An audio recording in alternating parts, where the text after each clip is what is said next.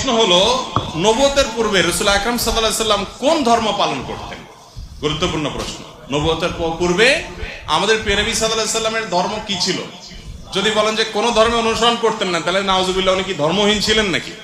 উনি নবী হয়েছেন কত বয়সে? 40 বছর বয়সে। তাহলে 40 বছর বয়স মানে তো জীবনের মূল টাইমটা প্রায়। তো এই 40 বছর পর্যন্ত উনি নিজে তো নবী ছিলেন না, উনি নবী হয়েছেন তারপরে। তাহলে 40 বছর পর্যন্ত নবী হওয়ার আগে তার ধর্ম কি ছিল? এর উত্তর হলো যে আম্মা জান আয়েশা রাদিয়াল্লাহু তাআলা আনহা বর্ণিত হাদিস, যেটি বুখারীতে আসছে, মুসলিমে আসছে, তিনি বলেছেন যে কানা নবী সাল্লাল্লাহু আলাইহি সাল্লাম ইয়াখলু বিগার হিরা ইয়াতাহান্নাফ ফি।